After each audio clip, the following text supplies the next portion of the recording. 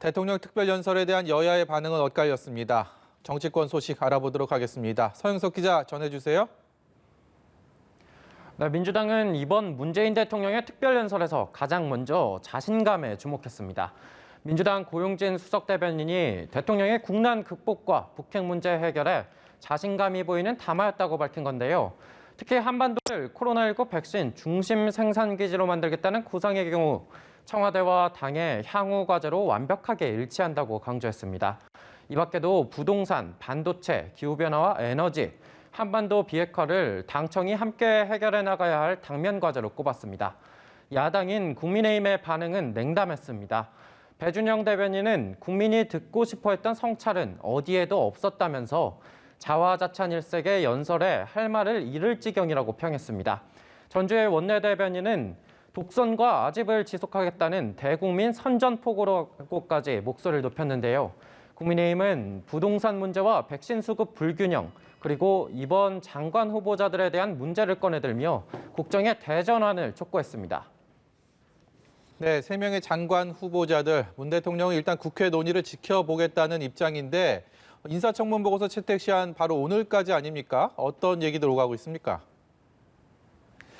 네, 여야의 새 원내수석 부대표들은 아침부터 임혜숙, 박준영, 노영욱 장관 후보자에 대한 청문 보고서 채택 여부를 두고 논의를 이어갔습니다.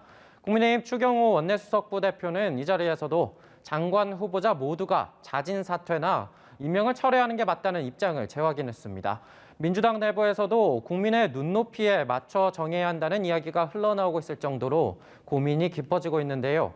아파트 다운 계약 등으로 논란이 된 임혜숙 과기부 장관 후보자와 부인이 도자기를 대량으로 불법 반입해 판매했다는 의혹을 받는 박준영 해수부 장관 후보자 등 한두 명은 낙마할 수 있다는 관측이 나오고 있습니다.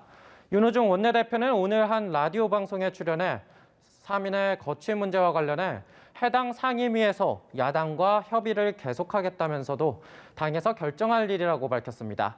다만 국민 여론을 면밀히 살피고 있다고 덧붙였습니다. 김부겸 국무총리 후보자에 대한 국회 인준 표결을 놓고도 빨간불이 켜졌습니다. 국무총리 후보자 인사청문 특별위원회의 위원장을 맡은 국민의힘 서병수 의원은 긴급 기자회견을 열었는데요.